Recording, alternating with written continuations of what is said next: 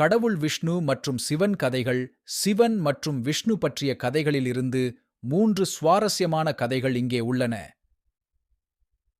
சிவன் தனது வீட்டை விஷ்ணுவிடம் இழந்தபோது, விஷ்ணு சிவனை மீட்கும்போது மற்றும் இறுதியாக சிவன் மீது விஷ்ணுவின் பக்தி பற்றிய ஒரு தொடும் கதை.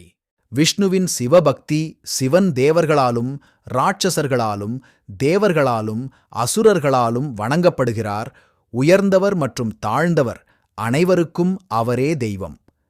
விஷ்ணுவே அவரை வணங்கி வந்தார். விஷ்ணு எப்படி சிவபக்தராக இருந்தார் என்பதை விவரிக்க ஒரு மிக அழகான கதை உள்ளது.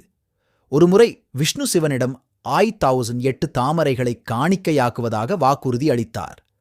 தாமரை மலர்களை தேடிச் சென்ற அவர் உலகம் முழுவதும் தேடியதில் 1007 தாமரை மலர்கள் மட்டுமே கிடைத்தன. ஒருவர் காணவில்லை.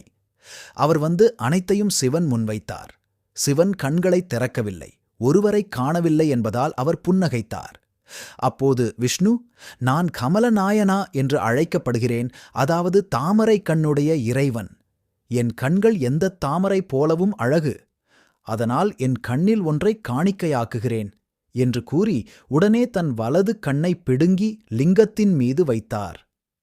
இந்த வகையான காணிக்கையால் மகிழ்ந்த சிவன் விஷ்ணுவுக்கு புகழ்பெற்ற சுதர்சன சக்கரத்தை வழங்கினார்.